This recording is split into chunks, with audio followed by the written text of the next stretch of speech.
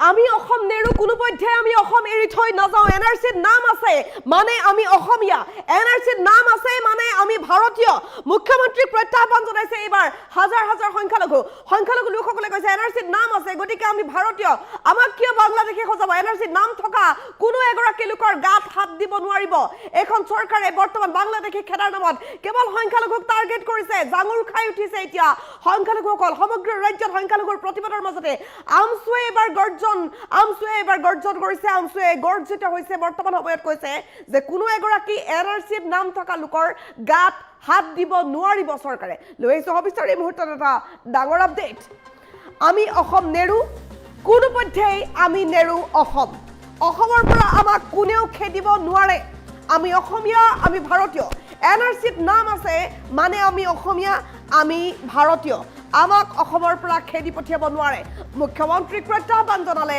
হাজাৰ হাজাৰ সংখ্যালঘু লোকসকলে প্ৰতিবাদ অব্যাহত ৰাখিছে বৰ্তমান সময়ত এনআৰসিত নাম থকা মানুহক গাত হাত দিব নোৱাৰিব মুখ্যমন্ত্ৰীয়ে এনেধৰণে তেওঁলোকে প্ৰত্যাহ্বান জনাইছে গাৰ বল খটাই সংখ্যালঘুৰ লগত অন্যায় কৰিছে বুলি ক'লে প্ৰতিগৰাকী মুছলমানে সংখ্যালঘুৰ প্ৰতিবাদৰ মাজতে গৰজি উঠিছে আমছু এবাৰ হুংকাৰ দিছে সৰ্বোচ্চ ন্যায়ালয়ৰ গাইডলাইন অনুসৰি এনআৰসিত নাম থকা মানুহক বিতৰণ কৰিব নোৱাৰে বুলি ক'লে আমছুৱে চৰকাৰে সুপ্ৰিম কোৰ্টৰ গাইডলাইন মানি চলা নাই এই গাইডলাইন মানি চলাটো জৰুৰী আছিল ডি ভোটাৰৰ কেছ চলি থকা মানুহক বিতৰণ কৰিব নোৱাৰে বুলি ক'লে আমছুৱে এবাৰ আমছুৱে এনেধৰণে গৰজি উঠিছে সচলৰ প্ৰতিবাদস্থলীৰ পৰাই চৰকাৰক গণ আন্দোলনৰ হুংকাৰ দিছে আমছুৱে হুংকাৰ দিছে সমান্তৰালকৈ সংখ্যালঘুসকলে হুংকাৰ দিছে প্ৰতিবাদৰ পৰিস্থিতি ভয়ংকৰ হোৱাৰ সকিও নিদিলে ৰেজাউল কৰিম চৰকাৰে এই মুহূৰ্তৰ শেহতীয়া বিগ আপডেট আমি জনাই আছো প্ৰতিবাদ কৰিবলৈ বৰ্তমান হুংকাৰ দিছে প্ৰতিগৰাকী মুছলমানে এনআৰসিত নাম থকা মানে আমি অসমীয়া আমি ভাৰতীয় আমি অসম নেৰু আমাক কোনোপধ্যে অসমৰ পৰা খেদিব নোৱাৰে এনআৰসিত নাম আছে মানে আমি অসমীয়া আমি ভাৰতীয় মুখ্যমন্ত্ৰী প্ৰত্যাহ্বান জনাইছে হাজাৰ হাজাৰ সংখ্যালঘুৱে বৰ্তমান সময়ত বাংলাদেশী খেদাৰ নামত যিটো বিশেষ অভিযান চলি আছে সেই অভিযান কালত কেৱল সংখ্যালঘু লোকসকলক টাৰ্গেট কৰা হৈছে কিয় বাংলাদেশী লাগিলে হিন্দু হওক লাগিলে মুছলমানে হওক যদি বাংলাদেশী আছে হিন্দু বাংলাদেশীওতো অসমত থাকিব পাৰে সেই লোকসকলৰ ক্ষেত্ৰত কি ব্যৱস্থা কৰিছে কিয় কেৱল মুছলমান লোকসকলক টাৰ্গেট কৰা হৈছে তাক লৈ বৰ্তমান হুংকাৰ দিছে তেওঁলোকে এনআৰসিত নাম আছে মানে আমি অসমীয়া আমি ভাৰতীয় মুখ্যমন্ত্ৰী প্ৰত্যাহ্বান জনাইছে হাজাৰ হাজাৰ সংখ্যালঘুৱে এই মুহূৰ্তৰ এটা বিগ আপডেট আমি জনাই আছো প্ৰতিগৰাকী সংখ্যালঘুৱে বৰ্তমান সময়ত হুংকাৰ দিছে আমি কোনোপধ্যে অসম নেৰু আমি অসমীয়া আমি ভাৰতীয় আমি ইমান বছৰে অসমতে আছো আমি ইয়াতে আছো গতিকে আমি এই ঠাই এৰি নাযাওঁ কোনোপধ্যে হুংকাৰ দিছে সংখ্যালঘু লোকসকলে প্ৰতিগৰাকী মুছলমানৰ হুংকাৰ এয়া প্ৰতিগৰাকী মুছলমানে হুংকাৰ দি ক'লে যে আমি কোনোপধ্যে অসম এৰি থৈ নাযাওঁ আমি অসম নেৰু এনআৰসিত নাম আছে আমাৰ আমি অসমীয়া আমি ভাৰতীয় এনআৰসিত নাম থকা কোনো এগৰাকী লোকৰ গাত হাত দিব নোৱাৰিব চৰকাৰে হুংকাৰ দিছে বৰ্তমান সময়ত ৰেজাউল কৰিম চৰকাৰে আমি অসমীয়া আমি ভাৰতীয় এনআৰসিত নাম থকা মানে আমি ভাৰতীয় গতিকে ভাৰতীয় কোনো এগৰাকী লোকৰ লগত এনেকুৱা অন্যায় কৰিলে নহ'ব ভাৰতীয় লোকসকলৰ লগত এনেকুৱা অন্যায় অবিচাৰ কৰিলে নহ'ব চৰকাৰে দ্বিতীয়বাৰ চিন্তা কৰক হুংকাৰ দিছে ৰেজাউল কৰিম চৰকাৰৰ হুংকাৰ বৰ্তমান সময়ত শেহতীয়া আপডেট আমি জনাই আছোঁ আমি অসম নেৰু বুলি হুংকাৰ দিছে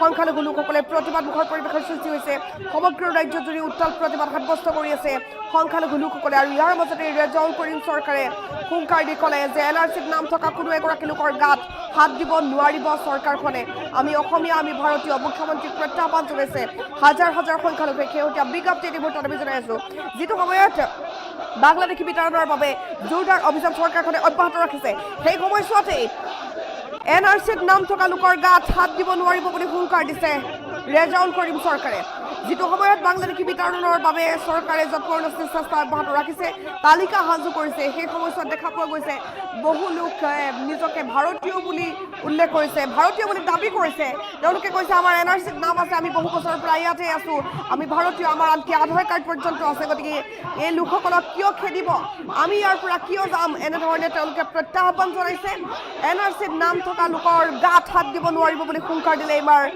ৰেজাউল কৰিম চৰকাৰে মুখ্যমন্ত্ৰীক প্ৰত্যাহ্বান প্ৰত্যাহ্বান জনাইছে হাজাৰ হাজাৰ সংখ্যালঘুৱে। এই মুহূৰ্তত এটা বিগ আপডেট আমি জনাই আছো, সংখ্যালঘু লোকসকলৰ গাত হাত দিব নোৱাৰিব যিসকলৰ NRCত নাম আছে, NRCত নাম থকা কোনো এগৰাকী লোকৰ গাত হাত দিব নোৱাৰিব চৰকাৰে বৰ্তমান এশবাৰ চিন্তা কৰক। এনেকুৱা এটা সিদ্ধান্ত লোৱাৰ পূৰ্বে চৰকাৰে বাংলাদেশী বিতৰণ কৰক। বাংলাদেশী প্ৰকৃত বাংলাদেশী যদি খেদে আমিও চৰকাৰৰ সাথ দিম, আমিও চৰকাৰক সহায় কৰিম, আমি চৰকাৰৰ অভিযানত লগত থাকিম। কিন্তু কথাটো হ'ল বাংলাদেশী বিতৰণৰ নামত কেৱল সংখ্যালঘু লোকসকলক টাৰ্গেট কৰা কিয় হৈছে? কিয় সংখ্যালঘু লোকসকলকে টাৰ্গেট কৰিছে? সংখ্যালঘু লোকসকলকে বাংলাদেশী নেকি? বাংলাদেশী মানে কি মুছলমান নেকি? বাংলাদেশীটো হিন্দুও থাকিব পাৰে। সেই লোকসকলক কিয় বিচৰা নাই? এনেধৰণে হুংকাৰ দিছে বৰ্তমান সময়ত মুছলমান লোকসকলে। সমগ্ৰ ৰাজ্যজুৰি বিভিন্ন প্ৰান্তত প্ৰতিবাদমুখৰ পৰিৱেশৰ সৃষ্টি হৈছে। আৰু ইয়াৰ মাজতে ৰেজাউল কৰিম চৰকাৰে হুংকাৰ দি ক'লে NRCত নাম থকা কোনো এগৰাকী লোকৰ গাত হাত দিব নোৱাৰিব। আমি অসম নেৰো, আমি কোনো পধ্যে অসম এৰি থৈ নাযাওঁ, আমাক অসমৰ পৰা খেদিব নোৱাৰিব, অসমৰ পৰা আমি ওলাই নাযাওঁ। আমাৰ ইয়াত ঘৰ আছে, মাটি আছে, আমাৰ পৰিয়াল আছে, আমাৰ NRCত নাম আছে, আমাৰ আধাৰ কাৰ্ডত নাম আছে, আমি ভাৰতীয়, আমি চৰকাৰক ভোট দি আছো, আমি কোনো পধ্যে অসম এৰি থৈ নাযাওঁ। চৰকাৰক আমি ভোট দিছো, আমি ইয়াতেই আছো, আমি ইয়াতেই অত বছৰে আছো, আমি ভাৰতীয় নাগৰিক, আমাক ইয়াৰ পৰা খেদিব নোৱাৰিব। ইয়াৰ বিপৰীতে কিন্তু মুখ্যমন্ত্ৰী ডক্টৰ হিমন্ত বিশ্ব শৰ্মাই প্ৰতিক্ৰিয়া প্ৰকাশ কৰি কৈছিল যে NRCত বহুত খেলি মেলি আছে, বহু লোকে NRCত নাম উঠাই লৈছিল, NRCত কি তেওঁলোকে আধাৰ কাৰ্ড পৰ্যন্ত বনাই লৈছিল, ভোটাৰ কাৰ্ডত তেওঁলোকৰ নাম আছে, ভোটাৰ কাৰ্ড আছে তেওঁলোকে ভোট দি আছে, হয় আমি জানো।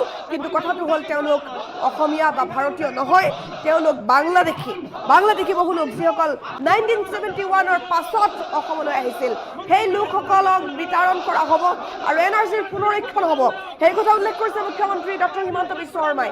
ইয়াৰ বিপৰীতে আকৌ সংখ্যালঘু লোকসকলে হুংকাৰ দি ক'লে NRCত নাম আছে মানে আমি অসমীয়া, NRCত নাম আছে মানে আমি ভাৰতীয়, আমি অসম নেৰো, আমি কোনো পধ্যে অসম এৰি থৈ নাযাওঁ, অসমৰ পৰা আমাক খেদিব নোৱাৰিব, আমি অসম এৰি থৈ নাযাওঁ, আমাৰ NRCত নাম আছে, আমাৰ ভোটাৰ কাৰ্ড আছে, আমাৰ আধাৰ কাৰ্ড আছে, আমি চৰকাৰক ভোট দি আছো। গতিকে এইখন চৰকাৰে এশবাৰ চিন্তা কৰক আমাক খেদাৰ পূৰ্বে। এনেধৰণে হুংকাৰ দিছে সংখ্যালঘু লোকসকলে প্ৰতিবাদ কৰি গৈছে। প্ৰতিবাদমুখৰ পৰিস্থিতিৰ মাজতে মুখ্যমন্ত্ৰীক প্ৰত্যাহ্বান জনালে এইবাৰ ৰেজাউল কৰিম চৰকাৰে। ৰেজাউল কৰিম চৰকাৰ ভাষ্য আছে, শুনাব বিচাৰিছো। আমি বিচাৰিছো যে বাংলাদেশী নামৰ দোকানবোৰ শাটাৰ ডাউন হৈ যাওক। আৰু এই ৰাজনৈতিক বিভিন্ন কিছুমান দল আছে যে নিৰ্বাচন আহিলে হতাশগ্ৰস্ত হয়, যাৰ কাৰণে আজিলৈকে বাংলাদেশী সমস্যাটো চিৰিয়াছলি সমাধান হোৱা নাই। গতিকে এই সমস্যাটোৰ আমি স্থায়ী সমাধান বিচাৰিছো। ৭১ আগৰ মানুহখিনিক সুৰক্ষা বিচাৰিছো। ৭১ পিছত এজন বাংলাদেশী ইয়াৰ পৰা যাব লাগিব, সেইটো স্পষ্ট বাৰ্তা আমাৰ। গতিকে এই যে বাংলাদেশী নামত নিৰ্বাচন আহিলে নাটক, এই নাটক বন্ধ কৰাৰ কাৰণে আমি স্পষ্টভাৱে অসম চৰকাৰক দাবী জনাইছো। কাৰণ এই নাটকৰ জৰিয়তে আটাইতকৈ বেছি ক্ষতিগ্ৰস্ত সংখ্যালঘু ৰাইজ হৈছে আৰু আমি ক্ষতিগ্ৰস্ত কৰিব নোৱাৰিব। আৰু ৭১ পিছত যিসকল বিদেশী আছে হিন্দু আৰু মুছলমানৰ, তেওঁলোকক আইনগতভাৱে আলোচনা কৰি পঠাই দিয়ে। ঘটনাস্থলীটো আমি স্পষ্টকৈ কৈছো, যিসকল মানুহৰ নাম আহিছে, যিসকলৰ নাম অহা নাই, যিসকলে আবেদন কৰা নাই, এইসকলক হাত দিব নোৱাৰে। সুপ্ৰিম কোৰ্টেৰ গাইডলাইন, ভারত সরকারের নির্দেশনা, ভারতের গৃহ বিভাগের নির্দেশনা, ফরেন অ্যাফেয়ার্স মিনিস্টারের স্পষ্ট বার্তা, ফরেন অ্যাফেয়ার্স মিনিস্টার সমস্ত কথা রাষ্ট্রসংঘের ক্লিয়ার করেছে। যদি এই সকল মানুষ হাত দিব নোৱাৰে, বিপদে কেস কৰে থকা হাত দিব নোৱাৰে, সেইবিলাক মানুহকে হাত দিয়ে অন্যায় কৰে। সেইকাৰণে আমি ৰাষ্ট্ৰীয় নাগৰিকপঞ্জীৰ আমি আইডেন্টি কাৰ্ড বিচাৰিছো, ইনজেকশ্যন সম্পূৰ্ণ কৰা বিচাৰিছো। আৰু ফৰেনাৰ্সৰ নামত যি অন্য অসমৰ সংখ্যালঘু কৰিছে এইটো বন্ধ কৰাৰ দাবীত তাৰমানে সমন্বয় কমিটি দিছো। পৰৱৰ্তী পৰ্যায়ত যদি মুখ্যমন্ত্ৰীয়ে এইবোৰ বন্ধ নকৰে, মুখ্যমন্ত্ৰীয়ে যদি এনেকুৱা ধৰণে গৰু ছাগলী কৰে, মানুহক মানুহ বুলি গণ্য নকৰি ভাৰতীয় অন্যায় কৰে, ইয়াৰ পৰিণাম মুখ্যমন্ত্ৰীয়ে স্পষ্টভাৱে এক বৃহৎ গণ আন্দোলনৰ সন্মুখীন হ'বৰ কাৰণে সাজু থাকিবৰ কাৰণে স্পষ্ট কৰে। আৰু তেওঁলোকে যদি বাংলাদেশী আছে, চালি জাৰি চাই বাংলাদেশৰ লগত বাংলাদেশ পঠাই দিয়ক, আমি সহযোগিতা কৰিম। কিন্তু ভাৰতীয় নাগৰিকক হাত দিলে কিন্তু পৰিণাম চৰকাৰে বুজিব লাগিব। আমি বিচাৰিছো যে বাংলাদেশী নামৰ দোকানবোৰ শাটাৰ ডাউন হৈ যাওক। আৰু এই ৰাজনৈতিক বিভিন্ন কিছুমান দল আছে যে নিৰ্বাচন আহিলে হতাশগ্ৰস্ত হয়, যাৰ কাৰণে আজিলৈকে বাংলাদেশী সমস্যাটো চিৰিয়াছলি সমাধান হোৱা নাই। গতিকে এই সমস্যাটোৰ আমি স্থায়ী সমাধান বিচাৰিছো। ৭১ আগৰ মানুহখিনিক সুৰক্ষা বিচাৰিছো। ৭১ পিছত এজন বাংলাদেশী ইয়াৰ পৰা যাব লাগিব এইটো স্পষ্ট বাৰ্তা আমাৰ। গতিকে এই যে বাংলাদেশী নামত নিৰ্বাচন আহিলে নাটক, এই নাটক বন্ধ কৰাৰ কাৰণে আমি স্পষ্টভাৱে অসম চৰকাৰক দাবী জনাইছো। কাৰণ এই নাটকৰ জৰিয়তে আটাইতকৈ বেছি ক্ষতিগ্ৰস্ত সংখ্যালঘু ৰাইজ হৈছে আৰু আমি ক্ষতিগ্ৰস্ত মাছৰ আগৰ ভাৰতীয় নাগৰিক কৰিব নোৱাৰিব আৰু ৭১ৰ পিছত যিসকল বিদেশী আছে হিন্দু আৰু মুছলমানৰ তেওঁলোকক আইনগতভাৱে আলোচনা কৰি পঠাই দিয়ে। ঘটনাস্থলীতো আমি স্পষ্টকৈ কৈছো যিসকল মানুহৰ নাম আহিছে, যিসকলৰ নাম অহা নাই, যিসকলে আবেদন কৰা নাই এইসকলক হাত দিব নোৱাৰে। সুপ্ৰিম কোর্টের গাইডলাইন, ভারত সরকারের নির্দেশনা, ভারতের হোম গৃহ বিভাগের নির্দেশনা, ফরেন অ্যাফেয়ার্স মিনিস্টারের স্পষ্ট বার্তা, ফরেন অ্যাফেয়ার্স মিনিস্টার সমস্ত কথা রাষ্ট্রসংঘের ক্লিয়ার করেছে। যদি এইসকল মানুষ তেওঁলোকে হাত দিব নোৱাৰে, বিপদে কেছ কৰি থকা হাত দিব নোৱাৰে, সেইবিলাক মানুহকে হাত দি অন্যায় কৰে। সেইকাৰণে আমি ৰাষ্ট্ৰীয় নাগৰিক পঞ্জীৰ আমি আইডেন্টি কাৰ্ড বিচাৰিছো, ইনজেকশ্যন এনাৰ্জি কাৰ্ড সম্পূৰ্ণ কৰা বিচাৰিছো আৰু ফৰেনাৰ্ছৰ নামত যি অন্য অসমৰ সংখ্যালঘু কৰিছে এইটো বন্ধ কৰাৰ দাবীত তাৰমানে ৰাজ্য সমন্বয় কমিটিয়ে দিছো। পৰৱৰ্তী পৰ্যায়ত যদি মুখ্যমন্ত্ৰীয়ে এইবোৰ বন্ধ নকৰে, মুখ্যমন্ত্ৰীয়ে যদি এনেকুৱা ধৰণে গৰু ছাগলী কৰে, মানুহক মানুহ বুলি গণ্য নকৰি ভাৰতীয় অন্যায় কৰে, ইয়াৰ পৰিণাম মুখ্যমন্ত্ৰীয়ে স্পষ্টভাৱে এক বৃহৎ গণ আন্দোলনৰ সন্মুখীন হ'বৰ কাৰণে সাজু থাকিবৰ কাৰণে স্পষ্ট কৰে। আৰু তেওঁলোকে যদি বাংলাদেশী আছে চালি জাৰি চাই বাংলাদেশৰ লগত বাংলাদেশ পঠাই দিয়ক, আমি সহযোগিতা কৰিম। কিন্তু ভাৰতীয় নাগৰিকেৰ হাত দিলে কিন্তু পৰিণাম চৰকাৰে বুজিব লাগিব। মাছৰ আগৰ ভাৰতীয় নাগৰিক কৰিব নোৱাৰিব আৰু ৭১ৰ পিছত যিসকল বিদেশী আছে হিন্দু আৰু মুছলমানৰ তেওঁলোকক আইনগতভাৱে আলোচনা কৰি পঠাই দিয়ে। ঘটনাস্থলীতো আমি স্পষ্টকৈ কৈছো যিসকল মানুহৰ নাম আহিছে, যিসকলৰ নাম অহা নাই, যিসকলে আবেদন কৰা নাই এইসকলক হাত দিব নোৱাৰে। সুপ্ৰিম কোর্টের গাইডলাইন, ভারত সরকারের নির্দেশনা, ভারতের হোম গৃহ বিভাগের নির্দেশনা, ফরেন অ্যাফেয়ার্স মিনিস্টারের স্পষ্ট বার্তা, ফরেন অ্যাফেয়ার্স মিনিস্টার সমস্ত কথা রাষ্ট্রসংঘের ক্লিয়ার করেছে। যদি এইসকল মানুষ তেওঁলোকে হাত দিব নোৱাৰে, বিপদে কেছ কৰি থকা হাত দিব নোৱাৰে, সেইবিলাক মানুহকে হাত দি অন্যায় কৰে। সেইকাৰণে আমি ৰাষ্ট্ৰীয় নাগৰিক পঞ্জীৰ আমি আইডেন্টি কাৰ্ড বিচাৰিছো, ইনজেকশ্যন এনাৰ্জি কাৰ্ড সম্পূৰ্ণ কৰা বিচাৰিছো আৰু ফৰেনাৰ্ছৰ নামত যি অন্য অসমৰ সংখ্যালঘু কৰিছে এইটো বন্ধ কৰাৰ দাবীত তাৰমানে ৰাজ্য সমন্বয় কমিটিয়ে দিছো। পৰৱৰ্তী পৰ্যায়ত যদি মুখ্যমন্ত্ৰীয়ে এইবোৰ বন্ধ নকৰে, মুখ্যমন্ত্ৰীয়ে যদি এনেকুৱা ধৰণে গৰু ছাগলী কৰে, মানুহক মানুহ বুলি গণ্য নকৰি ভাৰতীয় অন্যায় কৰে, ইয়াৰ পৰিণাম মুখ্যমন্ত্ৰীয়ে স্পষ্টভাৱে এক বৃহৎ গণ আন্দোলনৰ সন্মুখীন হ'বৰ কাৰণে সাজু থাকিবৰ কাৰণে স্পষ্ট কৰে। আৰু তেওঁলোকে যদি বাংলাদেশী আছে চালি জাৰি চাই বাংলাদেশৰ লগত বাংলাদেশ পঠাই দিয়ক, আমি সহযোগিতা কৰিম। কিন্তু ভাৰতীয় নাগৰিকেৰ হাত দিলে কিন্তু পৰিণাম চৰকাৰে বুজিব লাগিব। মাছৰ আগৰ ভাৰতীয় নাগৰিক কৰিব নোৱাৰিব আৰু ৭১ৰ পিছত যিসকল বিদেশী আছে হিন্দু আৰু মুছলমানৰ তেওঁলোকক আইনগতভাৱে আলোচনা কৰি পঠাই দিয়ে। ঘটনাস্থলীতো আমি স্পষ্টকৈ কৈছো যিসকল মানুহৰ নাম আহিছে, যিসকলৰ নাম অহা নাই, যিসকলে আবেদন কৰা নাই এইসকলক হাত দিব নোৱাৰে। সুপ্ৰিম কোর্টের গাইডলাইন, ভারত সরকারের নির্দেশনা, ভারতের হোম গৃহ বিভাগের নির্দেশনা, ফরেন অ্যাফেয়ার্স মিনিস্টারের স্পষ্ট বার্তা, ফরেন অ্যাফেয়ার্স মিনিস্টার সমস্ত কথা রাষ্ট্রসংঘের ক্লিয়ার করেছে। যদি এইসকল মানুষ তেওঁলোকে হাত দিব নোৱাৰে, বিপদে কেছ কৰি থকা হাত দিব নোৱাৰে, সেইবিলাক মানুহকে হাত দি অন্যায় কৰে। সেইকাৰণে আমি ৰাষ্ট্ৰীয় নাগৰিক পঞ্জীৰ আমি আইডেন্টি কাৰ্ড বিচাৰিছো, ইনজেকশ্যন এনাৰ্জি কাৰ্ড সম্পূৰ্ণ কৰা বিচাৰিছো আৰু ফৰেনাৰ্ছৰ নামত যি অন্য অসমৰ সংখ্যালঘু কৰিছে এইটো বন্ধ কৰাৰ দাবীত তাৰমানে ৰাজ্য সমন্বয় কমিটিয়ে দিছো।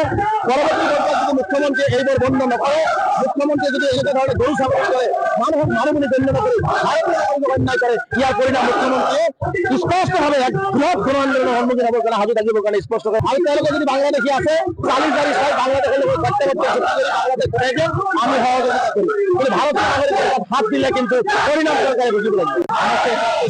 মাছৰ আগৰ ভাৰতীয় নাগৰিক কৰিব নোৱাৰিব আৰু ৭১ৰ পিছত যিসকল বিদেশী আছে হিন্দু আৰু মুছলমানৰ তেওঁলোকক আইনগতভাৱে আলোচনা কৰি পঠাই দিয়ে। ঘটনাস্থলীতো আমি স্পষ্টকৈ কৈছো যিসকল মানুহৰ নাম আহিছে, যিসকলৰ নাম অহা নাই, যিসকলে আবেদন কৰা নাই এইসকলক হাত দিব নোৱাৰে। সুপ্রিম কোর্টের গাইডলাইন, ভারত সরকারের নির্দেশনা, ভারতের হোম গৃহ বিভাগের নির্দেশনা, ফরেন অ্যাফেয়ার্স মিনিস্টারের স্পষ্ট বার্তা, ফরেন অ্যাফেয়ার্স মিনিস্টার সমস্ত কথা রাষ্ট্রসংঘের ক্লিয়ার করেছে। যদি এইসকল মানুষ তেওঁলোকে হাত দিব নোৱাৰে, বিপদে কেছ কৰি থকা হাত দিব নোৱাৰে, সেইবিলাক মানুহকে হাত দি অন্যায় কৰে। সেইকাৰণে আমি ৰাষ্ট্ৰীয় নাগৰিক পঞ্জীৰ আমি আইডেন্টি কাৰ্ড বিচাৰিছো, ইনজেকশ্যন এনাৰ্জি কাৰ্ড সম্পূৰ্ণ কৰা বিচাৰিছো আৰু ফৰেনাৰ্ছৰ নামত যি অন্য অসমৰ সংখ্যালঘু কৰিছে এইটো বন্ধ কৰাৰ দাবীত তাৰমানে ৰাজ্য সমন্বয় কমিটিয়ে দিছো। আমি বিচাৰিছো যে বাংলাদেশী নামৰ দোকান শাটাৰ ডাউন হৈ যাওক আৰু এই ৰাজনৈতিক বিভিন্ন কিছুমান দল আছে যে নিৰ্বাচন আহিলে হতাশগ্ৰস্ত হয়, যাৰ কাৰণে আজিলৈকে বাংলাদেশী সমস্যাৰ চিৰিয়াছলি সমাধান হোৱা নাই। গতিকে এই সমস্যাটোৰ আমি স্থায়ী সমাধান বিচাৰিছো। ৭১ আগৰ মানুহখিনিক সুৰক্ষা কৰাটো বিচাৰিছো। ৭১ পিছত এজন বাংলাদেশী ইয়াৰ পৰা যাব লাগিব, এইটো স্পষ্ট বাৰ্তা আমাৰ। গতিকে এই যে বাংলাদেশী নামত নিৰ্বাচন আহিলে নাটক, এই নাটক বন্ধ কৰাৰ কাৰণে আমি স্পষ্টভাৱে অসম চৰকাৰক দাবী জনাইছো। কাৰণ এই নাটকৰ জৰিয়তে আটাইতকৈ বেছি ক্ষতিগ্ৰস্ত সংখ্যালঘু ৰাইজ হৈছে আৰু আমি ক্ষতিগ্ৰস্ত হ'ব নিবিচাৰো। আমি বিচাৰিছো যে বাংলাদেশী নামৰ দোকানবোৰ চাটাৰ ডাউন হৈ যাওক। আৰু এই ৰাজনৈতিক বিভিন্ন কিছুমান দল আছে যে নিৰ্বাচন আহিলে হতাশগ্ৰস্ত হয়, যাৰ কাৰণে আজিলৈকে বাংলাদেশী সমস্যাটো চিৰিয়াছলি সমাধান হোৱা নাই। গতিকে এই সমস্যাটোৰ আমি স্থায়ী সমাধান বিচাৰিছো। ৭১ আগৰ মানুহখিনিক সুৰক্ষা কৰাটো বিচাৰিছো। ৭১ পিছত এজন বাংলাদেশী পঁচিছ মাৰ্চৰ আগৰ ভাৰতীয় নাগৰিক কৰিব নোৱাৰিব।